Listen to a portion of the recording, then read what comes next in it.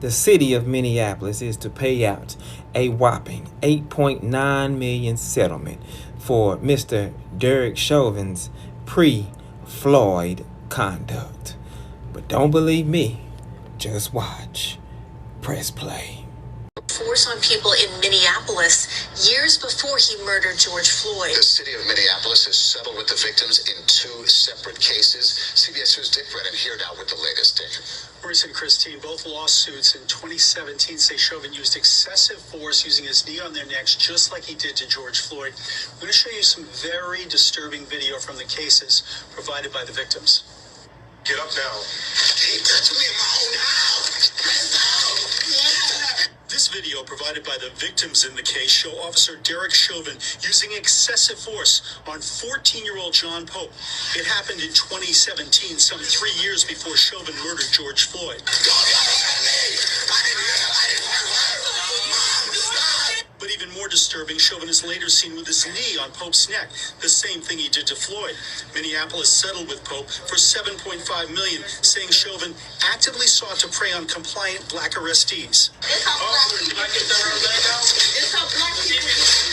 Also in 2017, Zoya Code was arrested by Chauvin and brutalized despite giving no resistance. Ow! That's how you gonna slap me on the ground? That's how you gonna do me? Just like all other black people, huh? Just like the rest, huh? We're gonna be dead. And while Code is tied up for no reason, once again Chauvin has his knee on her neck. Her attorneys say for more than 4 minutes, the city settled with Code for nearly $1.4 million. The mayor says if Chauvin had been disciplined for these incidents, George Floyd would still be alive. 8 officers stood by and did nothing. His own sergeant received, y'all, and approved his report and use of force in this case. When you are silent, you are complicit, and that speaks volumes. And we all know the department was aware of his policing tendencies, and of course they didn't give a damn because it was being done to black and brown people. And the only reason that he was tried and convicted for the murder of George Floyd is all because it was caught on tape. Otherwise, it would have been nothing to see here.